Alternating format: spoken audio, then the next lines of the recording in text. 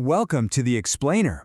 Today, we're going to talk about what happens when a creative revolution just dies, and what rises from the ashes. We are diving deep into the incredible story of Seirindo, a publisher that literally started a revolution in manga only to become something, well, something its original creators probably wouldn't even recognize. It's a wild story about art, money, and what happens to the soul of a company. So, let's set the scene. It's the 1960s. Japan, like a lot of the world, is buzzing with change and social upheaval. And right in the middle of Tokyo's famous book district, a tiny publisher decided it was time to shake up the entire manga industry. Seirindo officially gets its start in 1962, founded by a man named Nagai Katsuichi. But the real game changer? That comes 2 years later, in '64, with the launch of a monthly magazine called Garo. And believe me, this was not just another comic book on the shelf. No, this was a declaration of war on the mainstream. I mean, just listen to that quote. That's from Tezuka Osamu, the god of manga himself, basically saying how things were changing. And Garo? It existed for one reason, really: to publish Shirato Sanpei's masterpiece, Kamui Den. This thing was a sprawling epic, so dense and political that no other magazine would dare touch it. So Nagai Katsuichi said, "Fine, I'll build a house for it myself." Nagai's whole philosophy was boiled down to this one idea: just keep going.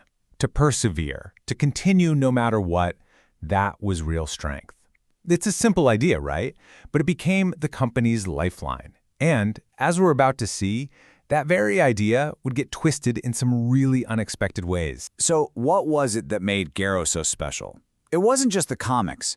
It was the whole philosophy, the whole vibe, an ethos that was its absolute greatest strength, but also its Achilles heel. Okay, so think about it like this. Mainstream manga at the time was all about business.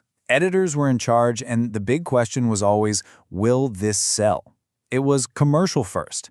Garo flipped that script completely. It was art first. The creators were the ones in the driver's seat. Originality, personal expression, artistic freedom, that's all that mattered. Sales, that was like an afterthought. And this art-first attitude, it was like a beacon. It drew in this incredible new wave of experimental artists, the garuke, who had nowhere else to go. This is how the world got Suge Yoshiharu's Neji Shiki, a surrealist comic that just completely blew the doors off what manga could be. The passion was so real that, like the quote says, it was like a spirit, a yokai, pulling people in.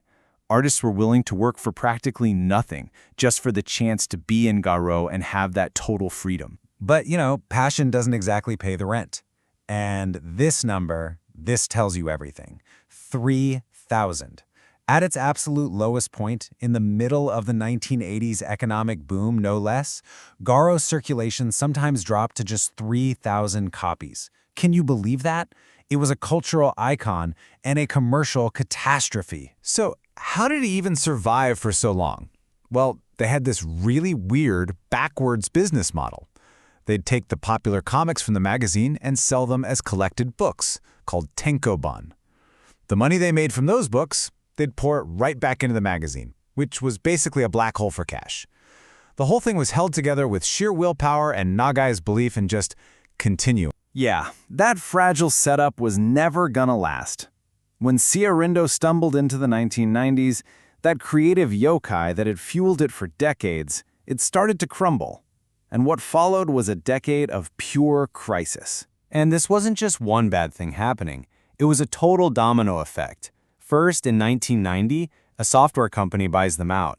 Then, in '96, the founder, Nagai Katsuichi, the heart and soul of the whole operation, he passes away. A year later, they sink a ton of money into a project called Digital Garo that completely bombs, leaving them with huge debt. And then, the final nail in the coffin.